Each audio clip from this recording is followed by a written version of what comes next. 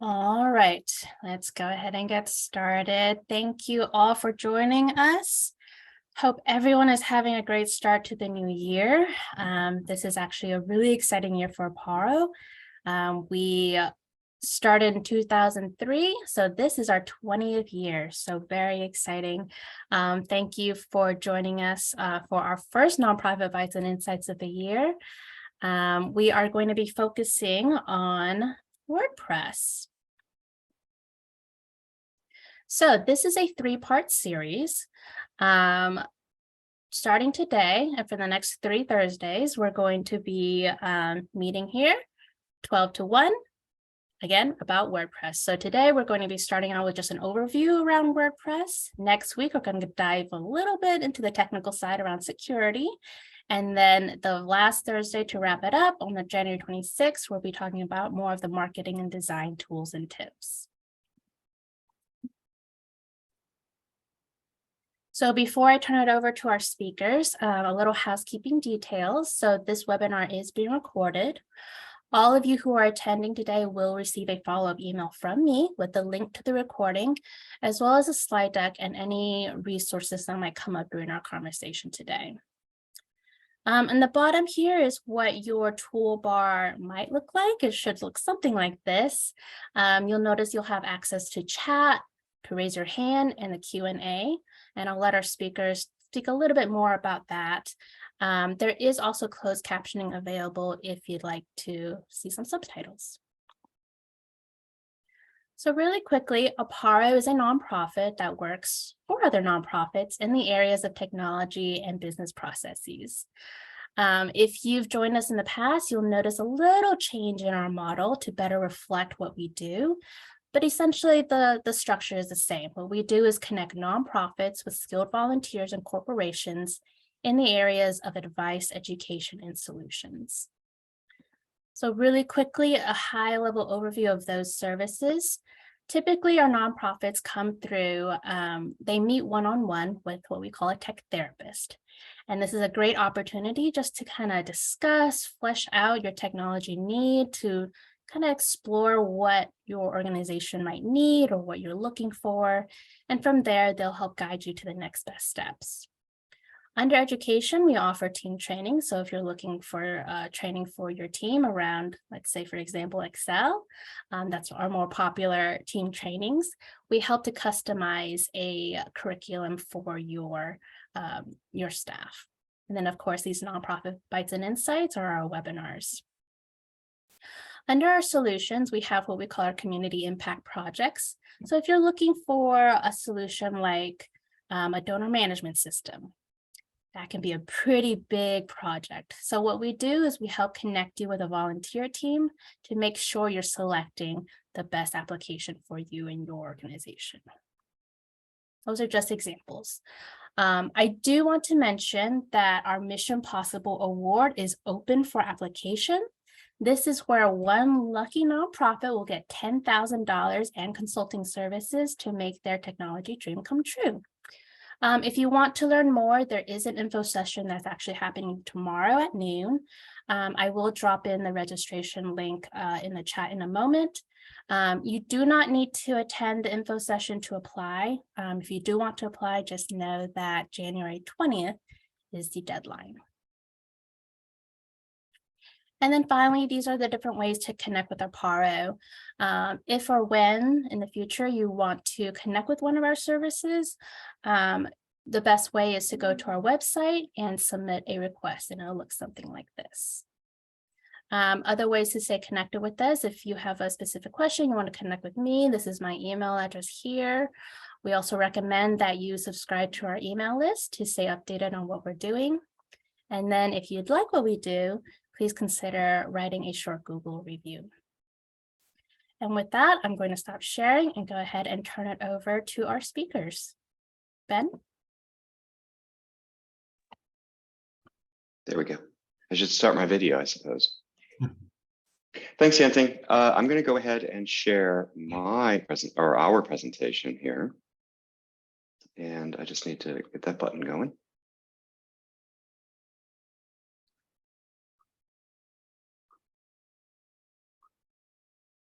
All right, is that coming across properly? Yep, we can see it. Okay, great. All right, so Yenting, thanks for the prep, the pre-slides, and I'll go ahead and introduce myself. We have the event today, and on the 19th, just to rehash, we've got the security tips, the WordPress security tips topic, and then join us on the 26th.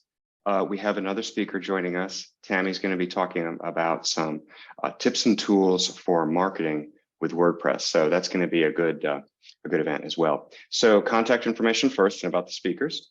My name is Ben Wilson. My email address is ben@deliverypath.com. And you can always read about DeliveryPath at the web address posted on the screen. And Ross, I'll let you introduce yourself. Hello, everybody. My name is Ross Feldman. My company that I'm with is called CCP Tech. We are an IT service provider. Many small businesses reach out to us because they don't have an IT department. And we also have nonprofits in our portfolio. 12% of our customer base is nonprofit. I actually own our nonprofit portfolio, so it all comes up to me. It's always a pleasure to work in our community and with those impacting our community. I always like to say an hour of work with my nonprofits means 10x with their mission. So absolutely love doing that. My email address is up there, rfeldman@ccpteam.com, our website, ccpteam.com. And I'm going to be monitoring the Q&A and the chat. So go ahead and jump over to the next screen, Ben, and I'll kind of have a couple screenshots in there. There you go. Yeah, we have the ability for everybody to come off of mute, and we actually like that. We don't call that interrupting, we call that participating. So we'd love for you to come off mute and ask questions. If you're more comfortable, just click on the Q&A or the chat. I put a screenshot of the desktop and the mobile app. If you just want to ask there, I'll answer it. I'll also bring it up at the end when we get to questions. So we're here for you. So let us know if you have any questions. All right, thanks, Ross. And I'll introduce, you introduce yourself and CCP. I didn't really speak about delivery path, but there's a slide where I'm going to speak about that later on. So that's why I didn't really go into detail about my background. So that'll be coming. Thank you, Ross. All right, so the agenda details for today are here. So this is the only slide. This is the most complex slide for reading. I hope the copy is big enough for everybody's screen. So we're going to speak about, or I'm going to speak about with Ross about 5 items today. We're going to talk about, do you have a WordPress site? If you do, how to find out if you do. And if you don't, maybe what that might look like. The difference between WordPress.org and WordPress.com. There is a difference. It can be a little confusing. We work with a lot of nonprofits who come to us with both that we are helping out. And I'm going to explain the difference between the two. The third item I'm going to speak about today is the importance of backups. I can't hammer on that topic enough with folks because, well, you'll see when we get to that slide. And then the fourth slide is the difference between working with a quality website hosting vendor, like our company, and maybe a discount hosting vendor, the pros and cons of each situation. One may be right for you.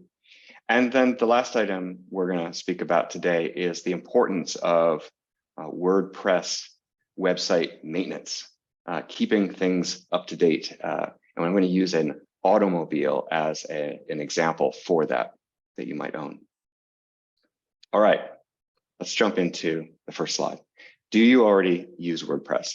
The easy answer for this, the easy way to tell if you use WordPress is this screen grab in this picture in the slide.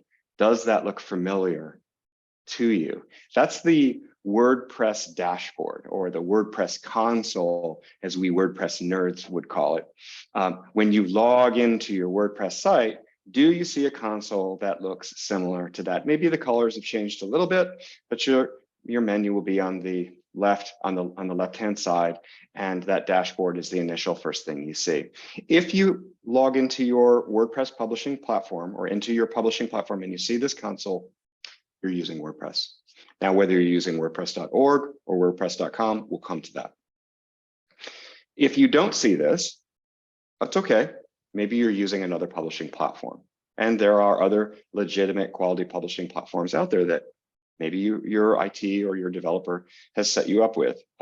You don't have to leave the presentation. It's okay. You're still a good person. Maybe you're using Squarespace. Maybe you're using Wix.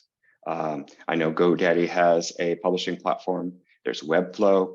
There's a lot of quality publishing platforms out there that you can use for your business, for your nonprofit, for your photography website, for your cat blog.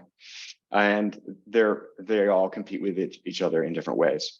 WordPress happens to be used I think about 72% of publishing platforms on the internet use WordPress. And I think the last statistic I saw, maybe it's changed a little bit, something like 42% of the websites on the internet are WordPress. So when you look at that chart of who uses WordPress and how many sites use it, there's quite a leap between WordPress and the number 2 position. And maybe Ross knows what that is. I can't recall.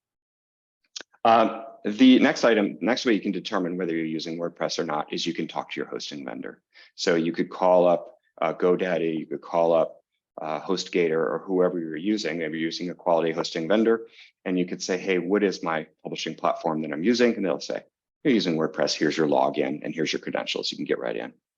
And then there's a pro tip for those techie nerds out there. You can right-click the browser screen and go and view source or view tools. What you were looking for is view source. And you scan all that scary looking code. If you see references to WP-content or WP-admin or WP-includes, you're using WordPress. So that's just a little pro tip, kind of scary for some folks, but you'll see references to WP-, and that tells you WordPress. All right, I'll go on to the difference between .org and .com. All right, so WordPress.org is a nonprofit organization. It's international. They have hundreds of developers. They are the organization that makes WordPress, and they publish it for free. You go to WordPress.org to download WordPress code and to get the updates. They are a nonprofit. They do make some money because they make money on advertising, and they do conferences and webinars around the world. But for the rest of us, the other 99% of the world, anybody can go to WordPress.org and download a copy of the code and install it on a computer or on a server and run it. What's nice about WordPress.org code is that it's open source. Anybody can go and look at the code. So it's been looked at by a lot of techie nerds and a lot of security folks. So you can usually trust that it's good code. It also doesn't have any restrictions built into it. It's a double-edged sword, but there are hundreds of thousands of add-ons. We call them plugins.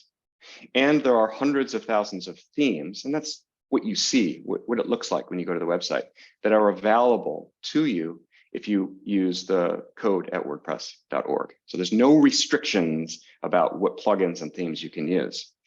The negative side of that is not all of it's really great looking, and not all of it always functions perfectly. So you have to kind of take it with a grain of salt. Now, it's free to use. So you can pay a quality website hosting vendor like our company, Delivery Path, or you can pay a discount vendor, maybe like GoDaddy. They're using the code from WordPress.org. And I got ahead in my slides there. Unlimited plugin options, but you got to be careful. All right, so the nice thing about code using WordPress.org is when you download it and you install it, or your developer installs it, you have one administrative console. And that was that console that I showed you in the previous slide. It's that console on the screen that I had showed previously. And I'll just go back here. And so you only have that one administrative console. Why would you use that console? To publish your content. So your designer, your developer, maybe that's the same person. They would go in there and make it look good.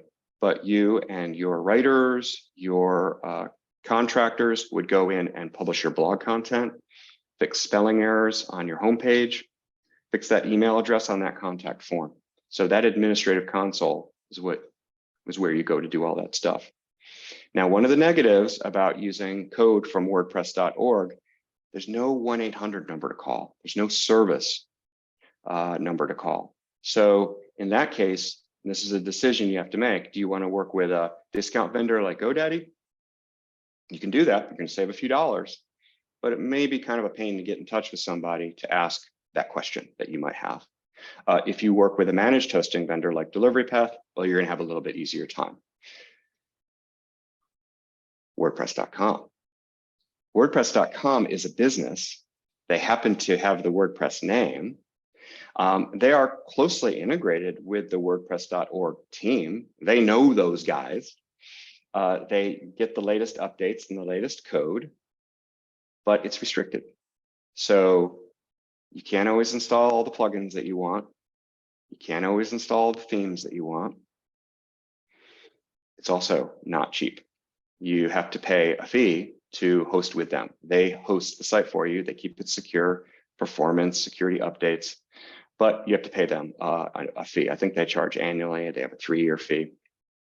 You have less plugin choices, and the interface is slightly confusing. There's actually 2 interfaces. You have the WordPress.com management console with the billing and all these other tools that they have.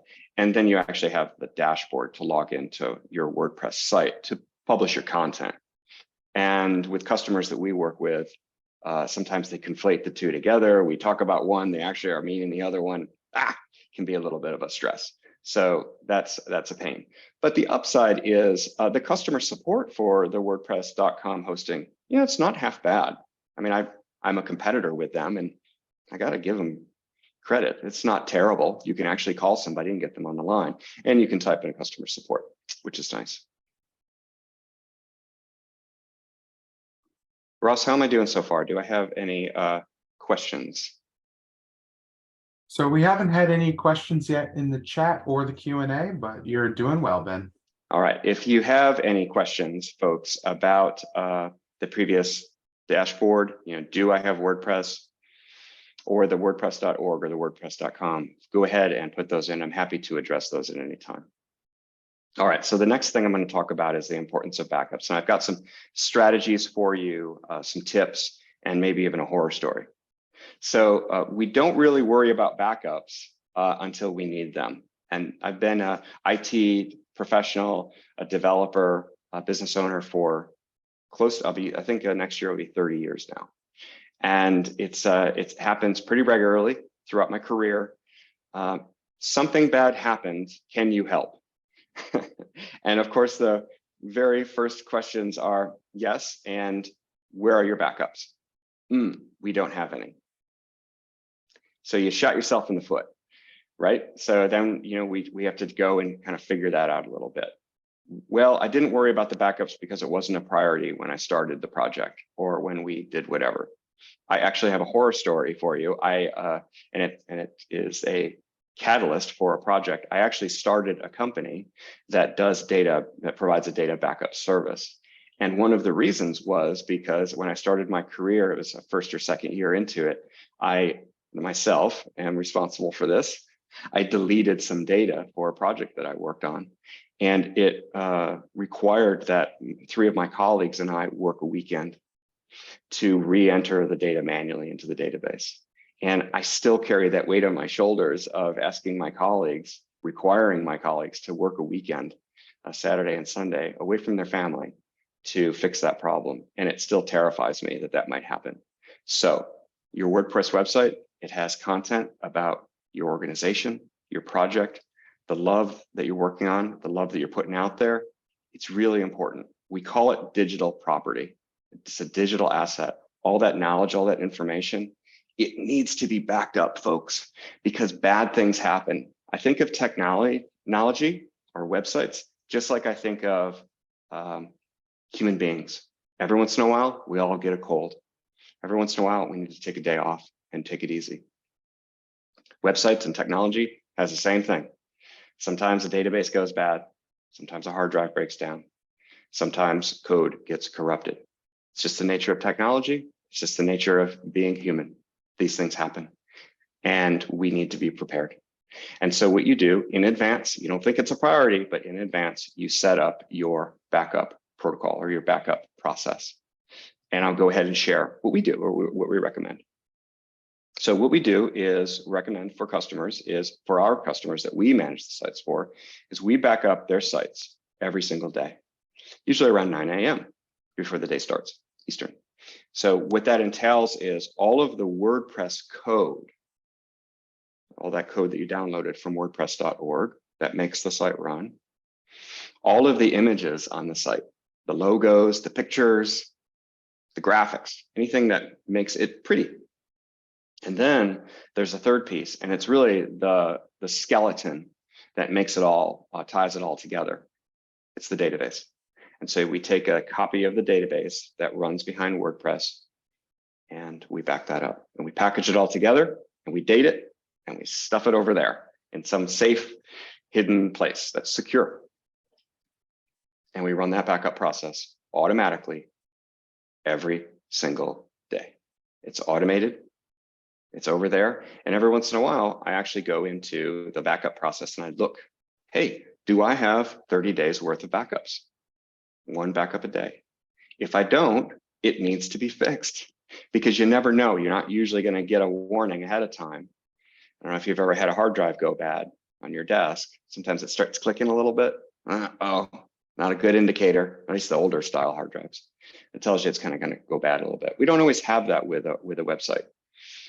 You just don't know when things are going to go south. The other reason too is because WordPress, like many technologies, is capable of being hacked. You have bad actors, software, viruses, malware, we call it, M-A-L-W-A-R-E. You've probably read about it in your newsfeed. Malware can infect your WordPress website, and we'll talk about how that might happen and why in a few minutes. If you don't back up your site and you get a malware infection on it, well, GoDaddy's going to charge you $350 to fix it. And there's nothing you can do about it. And it stings. It stings to get the credit card out to pay that fee. All you had to do was set up the backup process. So, I already kind of gave you what we do. So how often should you back up? Daily. Have your automated backup process run daily. How long should you keep the backup? Or I'm sorry, how many days worth of backups do you keep is the second question on the slide that I'm trying to address. 30 days. That's usually the industry standard. Back it up for 30 days. On the 30th day, that backup kind of disappears into wherever, and the new backup takes its place. So you always have a rolling 30 days of backups. And so this scenario happens all the time. A customer will call me up and say, hey, Ben, we did something. We published a new blog entry, a new news entry about a new hire maybe. And well, something didn't work out, and we have to fix it because there was a typo and it broke the site when we hit save. This happens sometimes. Maybe the network goes down, your Wi-Fi breaks when you're hitting save, corrupts a file. Okay, we roll the site back to the previous day's backup. It's called a restore. And I'm going to go ahead and talk about what the importance of a restore is. When you do a restore, you're taking that backup and you're restoring it to the live environment, to the production environment. The backup is only good if you've tested it. So Ben said, set up my backups. I got my backups all set up. Have you ever tested one? Is going to be the second question. If you haven't ever tested it, you need to, because your backups really, you're going to have that unsure moment when you have that bad day and your folks are relying on you to restore the backup. Is it really going to work? So don't put yourself in that stressful situation. You can always take a backup and restore it to a secondary site or a server or a private computer somewhere, just to test it and just to make sure everything's really there. The other piece of the story is, and I call it cold storage. What I'll do about twice a year, I have a little reminder on my calendar. Every 6 months, I get a little reminder that says, go to your photography website and take the latest backup that you have from that morning and stash it in a in a directory or on a maybe in my Google Drive or my Dropbox folder. I date it and I stash it, and it doesn't get automatically deleted. I just stash it, and this is beneficial because sometimes this will happen. Sometimes a bad thing will happen with your website and you won't notice it for 30 days. Yes, it does happen. And you realize, oh my goodness, I need to restore the backup from beyond 30 days ago. Well, you were smart. You took that backup in cold storage and you restored from that one. Good for you. Go team.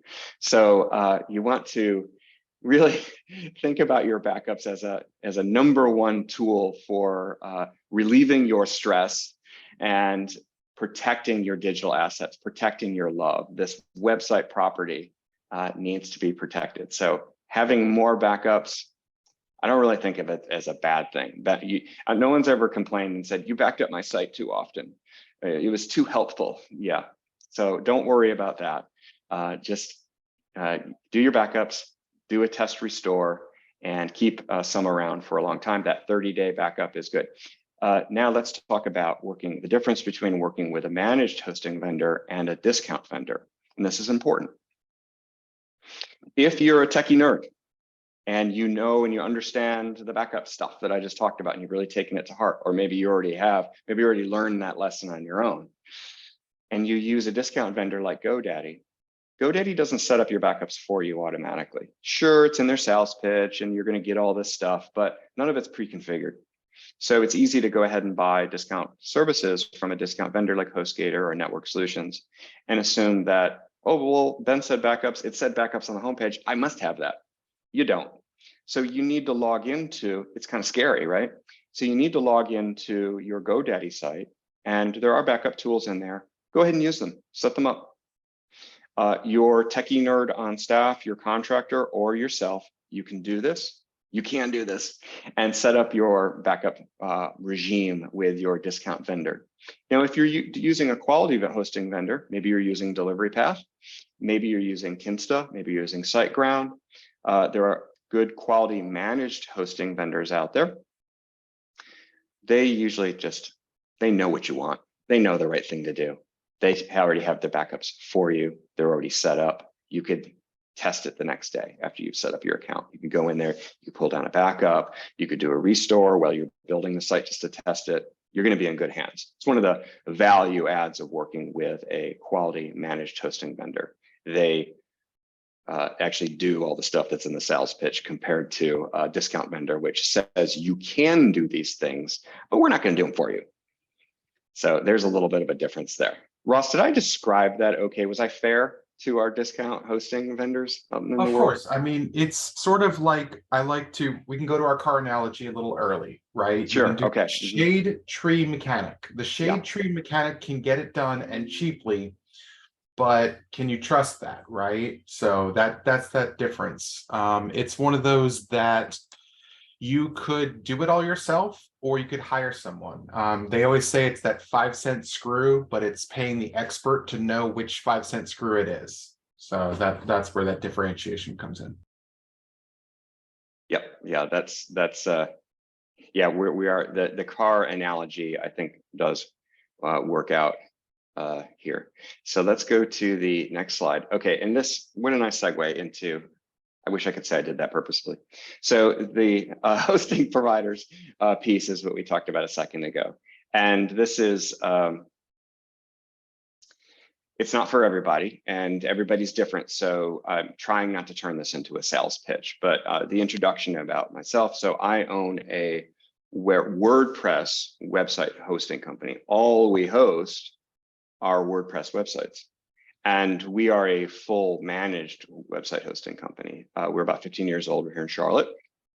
And so when customers come to us, nonprofits come to us, when we work with Aparo, the backup stuff, it's automated. It's all set up for them. It's in good hands. In addition to that SSL certificate, which every website needs to have if you want to be taken seriously by GoDaddy. I'm sorry, not by GoDaddy, by Google with your search listings. Google will rank your site higher if you have an SSL certificate. If you don't have one, you're doing yourself a disservice, or you're not getting everything out of your Google listing that maybe you're paying for. So you want to definitely get that SSL certificate. A hosting vendor like Delivery Path, our company, we would do that for you. And there's an array of other services. This isn't meant to be a sales pitch, so I'll stop there. So I've kind of described the difference between a discount vendor and a full service vendor, like what our company does. So I don't know. I think that we talked about the triangle, Ross, earlier, and you and I work on a lot of projects together. There's this combination of price, security, and convenience. And in the IT technology world, well, you get to pick two. So what do you want? So you want to ensure that your web page never shows up on some news feed about something bad that it happened to it, or something that it had done because of malware, or that it wasn't available during donation season. You know, maybe there's a donation campaign and the e-commerce site was down. Oh my gosh, because some malware hit. Do you value the convenience of being able to call the 800 number or the local 704 number and speaking with a human and getting quick answers to that question? Maybe you're a techie nerd and you can handle all that stuff and you're doing it on your own. Great. And you get the discounted price instead. So Ross, if you want to give me a break to rest my voice for a second, you can speak about this combination as well. And the final item on this slide, which is the relationship between a hosting provider, a marketing company, and Ross, this is where Ross kind of tips in here, an IT provider. And I'll hit mute. Sounds good. Thanks so much, Ben. So Ben's company is a hosting provider. You have your website, you have your content, you have your code, you need a home for it. He talked about installing that website on a computer or a server. He's taking care of that for you. That's a hosting company. Some of you folks may or may not have worked with a marketing company. A marketing company is one that works with your brand and your vision and your marketing materials, your pamphlets, your handouts, your PowerPoints, and hopefully, if they're doing well, they're going to help you with your website design, making sure everything gets that call of action, that good point, kind of gets to your mission, shares your mission, shares your vision, and tells people how to donate or work with your nonprofit. An IT provider, I've been in technology for a few decades now, and technology helps businesses run and can help businesses grow. So with nonprofits, it helps them run and grow. You don't actually have to go around and collect checks from anyone anymore. That's why you have these donation softwares. You have volunteers, you need to track them. You have volunteer tracking softwares. Just like Ben said, you could do this all on your own. It's a lot easier just to go ahead and hire a group to do that for you. Aparo has an IT provider. That's us. We provide that ability to maintain all their systems, and my role is I'm a virtual CIO. So there's already an executive director, and I come in to help lead the technology arm. Now, Aparo is a technology nonprofit, so they have Stephanie and Jennifer and all that team already set up. But when Stephanie and Jennifer get stuck or don't know or just want to shortcut the research, which Jennifer does a ton of research, but then she hits a dead end, she comes to me and I help them. Whereas there's not the layers when it comes to other nonprofits. I'm their CIO, I'm their chief information officer, their chief technology officer. So CCP team works with small businesses and medium-sized businesses, but I enjoy that we also work with nonprofits. We are Charlotte based. We also have a Charleston location and a DC location. We've picked up businesses all over, Greensboro, California, Philadelphia. So technology is one of those things that we want to have a relationship, but we are virtual. We are available to wherever you may be. One of those things is I wanted to follow up on 3 points that were brought up. The question was, what other content management systems are out there besides WordPress? WordPress is the number one. It's the most popular system. One website I'm on counts about 5 million websites are running on WordPress. The next one's Wix, and the third one is Squarespace. So most of the time we can cast a wide net and said, that's what these websites are running. One nonprofit's using FuseWire. We're moving them over to WordPress. Another one's using Joomla. So there are many systems out there. WordPress is the most popular. WordPress is what Ben's company hosts. So there's a lot of that. I've had people come to me and say, is my site secure? How can I keep it secure?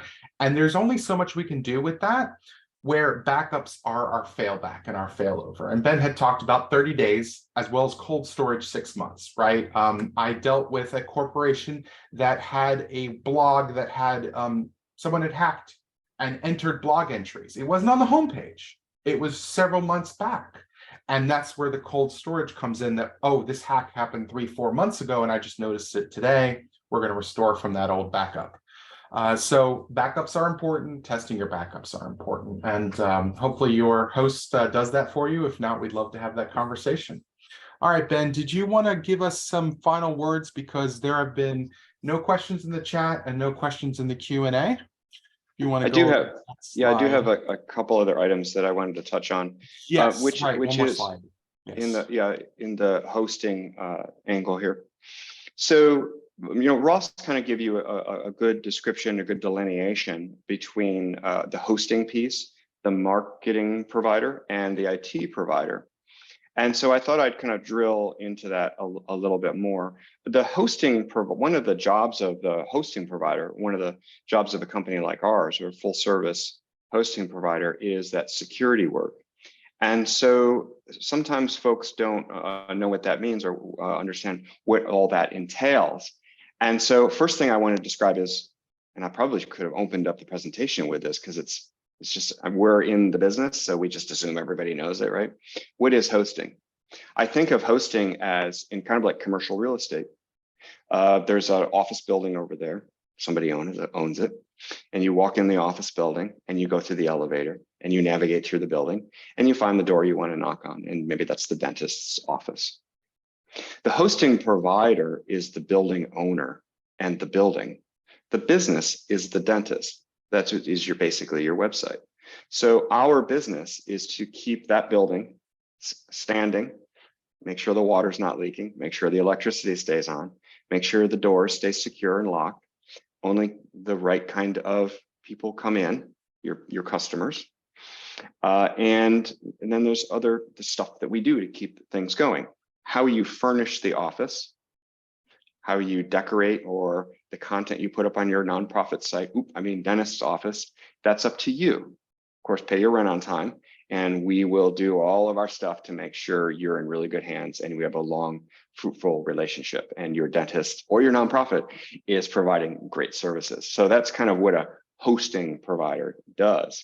When we talk about security, this is when, and I'm sorry, Yenting, if I kind of go down a rabbit hole right here, you can kind of wave at me and say, Ben, come back.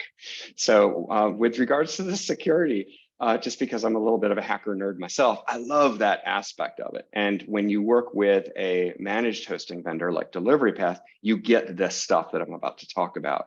You definitely don't get it with a discount vendor like Network Solutions or GoDaddy. So we leverage a technology working with a company called Cloudflare, and we use something called web application firewalls. And a little tip for you, if you come join the event in a week, I'm actually going to talk about web application firewalls in a little bit more detail. But I'll go ahead and give you a little bit of insight right now with regards to that security piece. So if you're a nonprofit and you work with your community in the Charlotte, North Carolina region, or maybe the Southeast, there are visits to your website that are going to come in from Singapore, from Germany, from Russia, from Australia. And many of them are our friends or are folks that are just interested and they've stumbled upon your website. And you know what? That's okay. They come and visit your website. But there is also a certain type of traffic that's going to visit your website. They're not human beings. It's not a person in front of a computer or on a cell phone. It's actually a bot. It's a computer or a program. And it's scanning your website and it's looking for weaknesses. It's looking for a site that hasn't been updated. And I think I'm going to talk about that on the next slide. If you haven't kept your site up to date, if you haven't been maintaining your site, these bots are constantly scanning your site, looking for weaknesses to gain access to your site. Why? Because they want to zombify your website. They want to take control of your website and do stuff to it. Why? To make you look bad, to send spam, to pawn stuff that we see in our spams that we get every day. We want to talk about that. Basically to cause disruption with you running your nonprofit, you running your website. All bad juju. We don't want to involve that stuff. So we use Cloudflare and something called web application firewalls to block or at least throttle that those visitors from those bots. And that is really nice because what happens is the visitors that come to your website, you have a higher degree of confidence of knowing that they're all real and they're legitimate. And the services that you're providing via your website are actually seen by, gee whiz, local or international real human beings who are interested in whatever you're working on. Also, it has an impact on your Google Analytics reports and your metrics and your data. And if you're a nonprofit that has to share some of your data with your sponsors or your advertisers, having good, clean data that you can rely on, that goes good metrics, it's important. So we're weeding out the bad actors. We're weeding out the malware and the bots, and only have good visits on the site. And that's what's being logged in your data, in your Google Analytics. Yeah, you have a really good, clean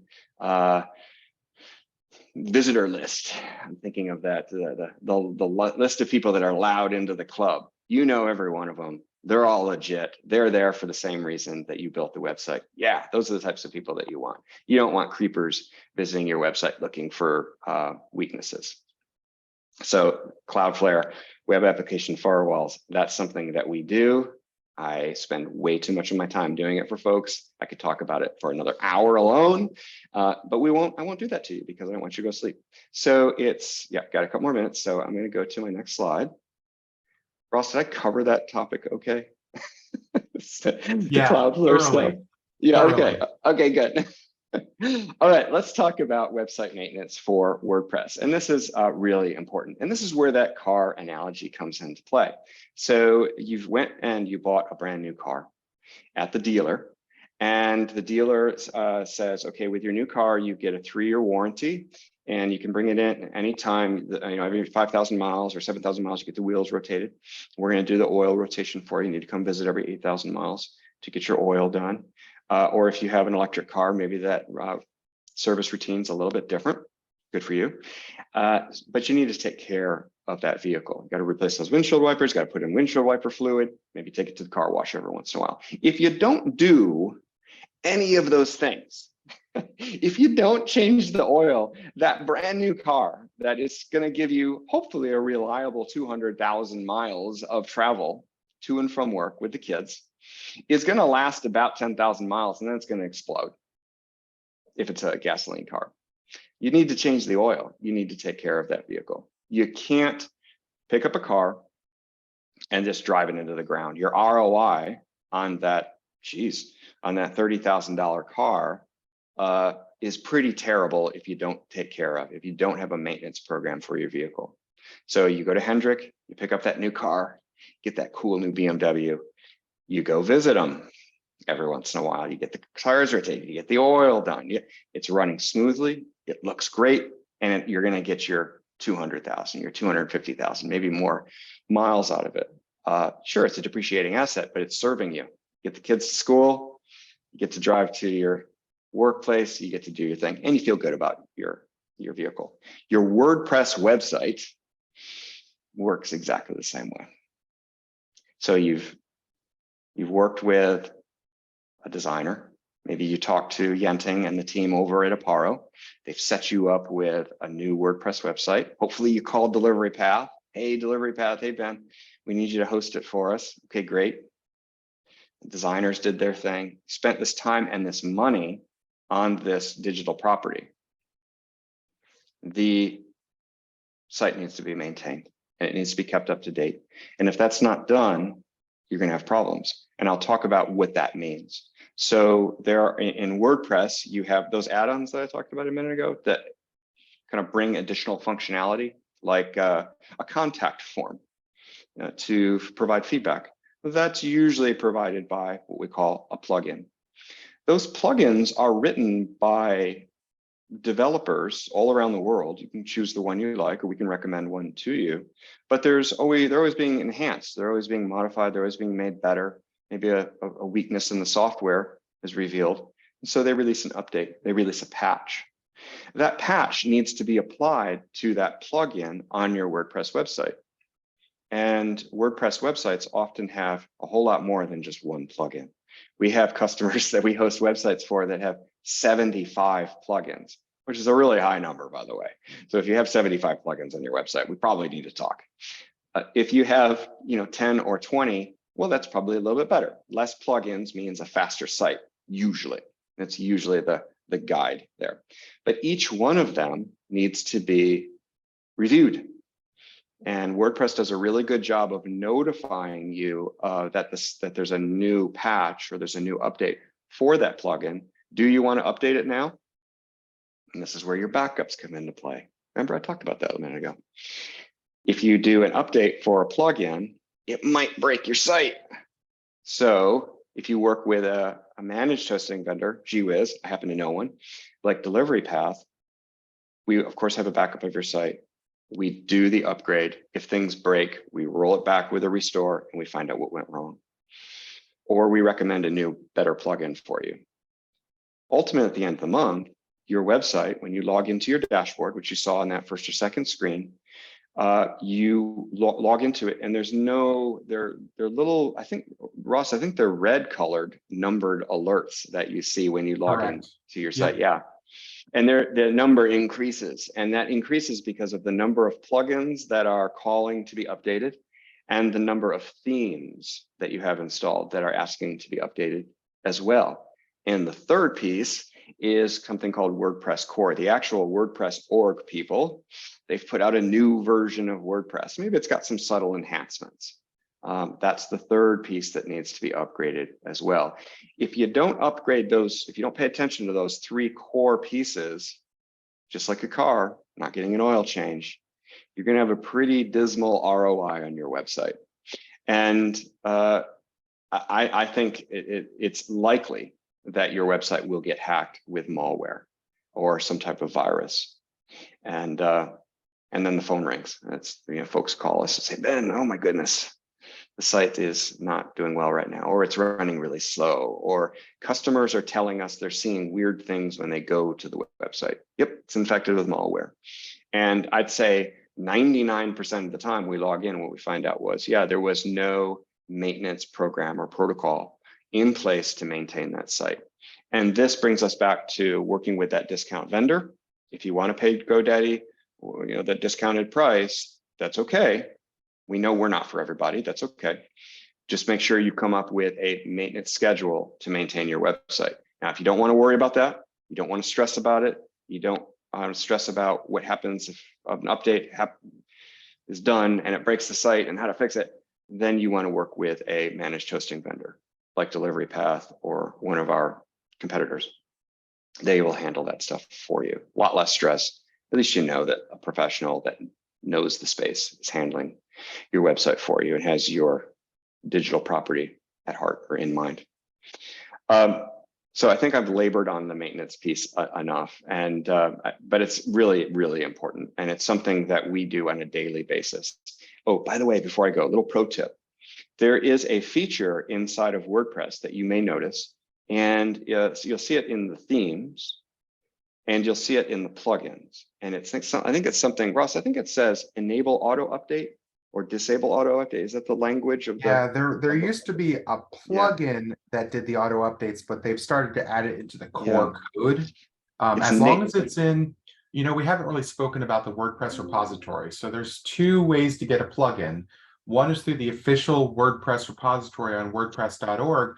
And some folks who are developers write their own code, host it on their own website. You may or may not buy it for free, but it's harder to keep that up to date and creates a bigger risk. So that's right. What Ben and I would do was when we're looking at a website and those 75 plugins, we'd look to see if those plugins are up to date and which ones are repository add-ons and which ones have been sideloaded. I know that's a super technical term, but it is something we would look at. That's right. And it's nice to be able to call up your managed hosting vendor and ask those questions. Hey, the question may sound like this. Hey, Ben, I'm thinking about installing WP Bakery, the theme content builder, which, by the way, we're going to talk about next week. Is this a good move for us? And this touches on what Ross just said a second ago. There's two things I'm going to remind you of. Have you looked at the licensing requirements for it? There's a fee. And have you read the fine print about how that fee works? And do you understand how the update schedule for that code works as well? It's kind of a pain. Are you okay with that? Are you aware of it?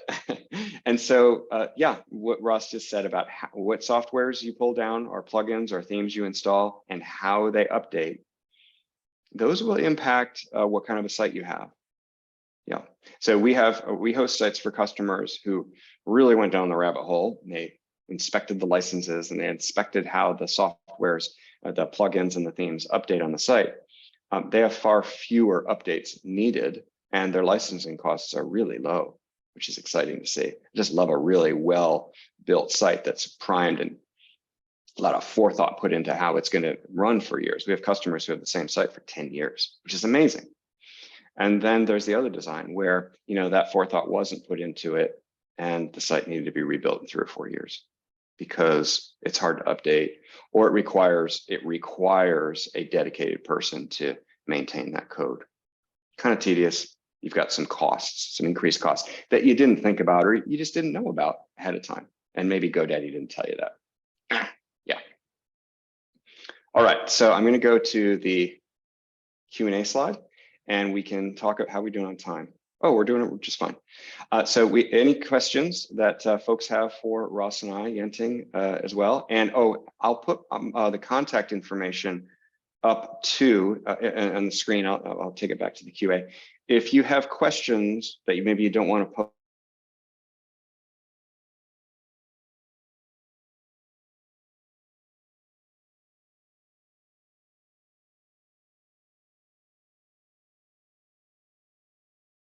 No, it looks like Ben has frozen.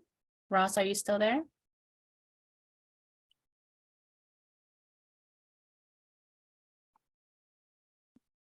Is it me?